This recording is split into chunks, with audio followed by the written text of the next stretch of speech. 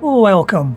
In this series of short videos, we will look at topics common to both the PowerBasic console and Windows compilers. Today we will look again at string handling.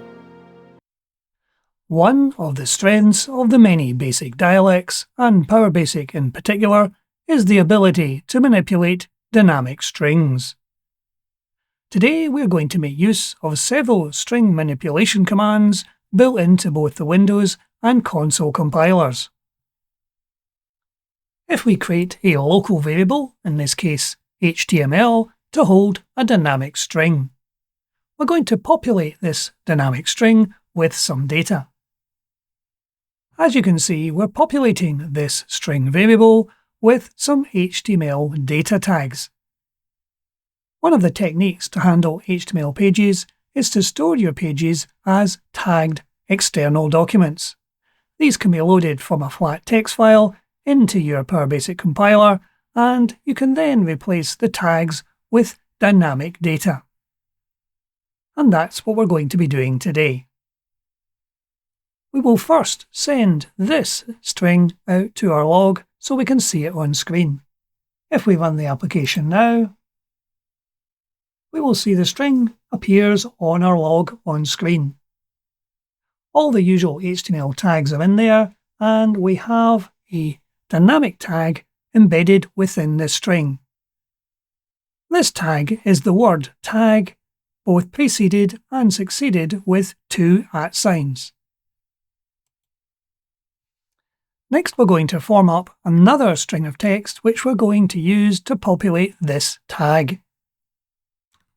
We will create another local variable called data, which is going to hold the string of data we're going to insert into this original string. And we're populating that with the words some more text to place in a paragraph. As you can see from the existing tag, it has no paragraph tags either at the beginning or the end.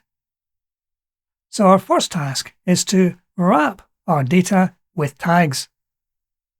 And we're going to do that by using the wrap $ command. The wrap $ command takes three parameters. The first is the dynamic string which holds your original data, and the next two parameters are the strings you want to have at the beginning and the end of our data string. And the output from this function we're going to put into a new variable called HTML data.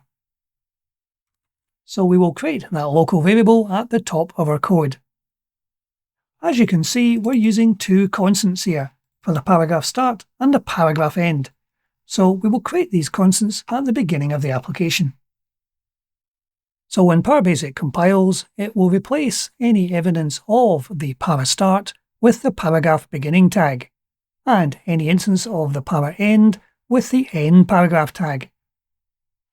So now that we have wrapped our data with the beginning paragraph and end paragraph tags, we can now use the replace command to replace our tag string within our original data by using the replace command. Replace will replace our tag with the value of the data we have in the HTML data variable, and it will slot that into the HTML string.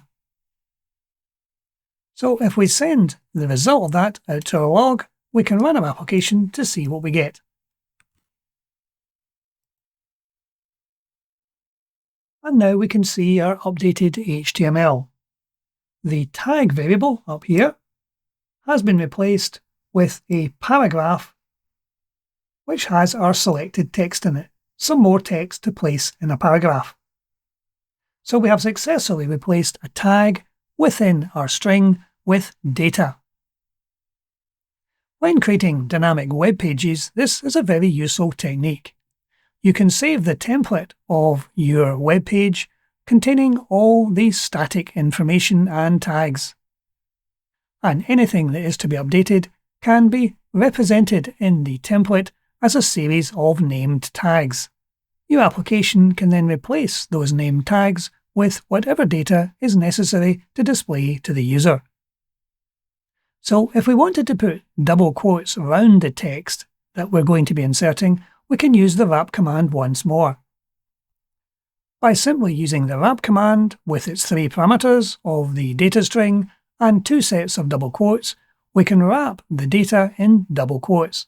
If we run the application once more, we'll see our text inside the paragraph is now wrapped in double quotes. This gives you a very easy way to actually see what it's done. So now that we've inserted data into the string, we can also use commands to extract the data out. So we will create another local variable called extracted data. And we want to pull the contents of the second paragraph out of the HTML. So we can first of all populate our extracted data variable by using the parse command, which also takes 3 parameters. The first being the string containing the data we wish to query, the second being the delimiter we're looking for, in this case the paragraph start, and the final parameter is the iteration within the string. We're looking for the third instance in this string.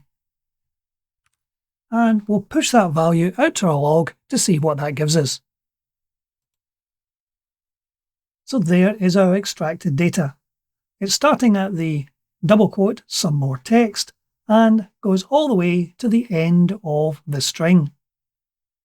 So we now want to eliminate everything from the paragraph close tag to the end of the string. So we can do that with a second parse command. This time we're looking for the paragraph end tag. If we run that now, we will see we're now back to the double quoted text on our screen. Some more text to place in a paragraph. And we can also use the unwrap command to remove the double quotes. The unwrap command does the opposite of the wrap command. We're giving it 3 parameters, the first being the string we wish to operate on. The next parameter is the starting tag. This could be a single character or it could be a group of characters. And the final parameter is the ending tag. This again can be a single or multiple characters. And it will basically trim these off either end of our string.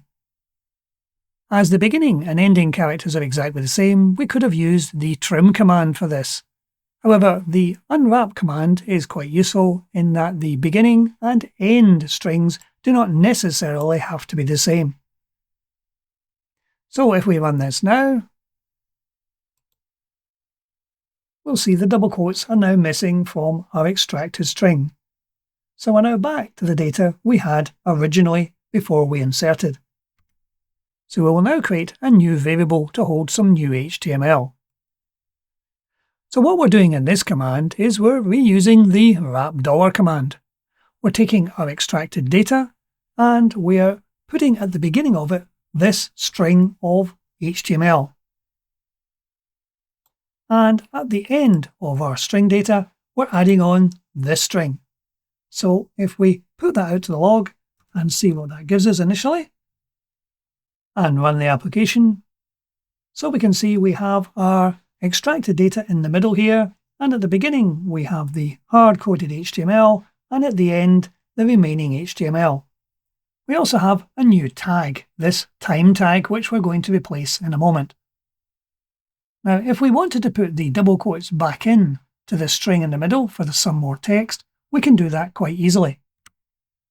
We could do that by an operation on this variable here, or we could even do it within the wrap command itself. If we change the command to this, we have an embedded wrap $command.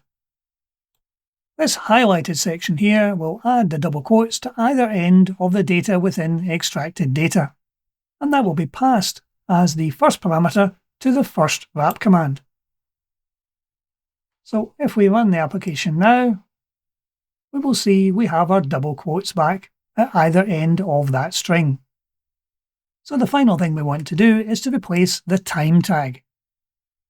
And again, we can do that quite easily by using the inbuilt replace command. We're replacing any evidence of the time tag with the output from our wrap of the time plus the paragraph start and the paragraph end. So we will be inserting the current time on a computer wrapped with the paragraph start and paragraph end. and that's going to be done inside this variable here, the new HTML. So if we run our application now, we will see we now have the completed HTML string with the time inserted and the double quotes round our text. So in summary, you can see that just with a few commands, we can do quite radical changes to dynamic string data.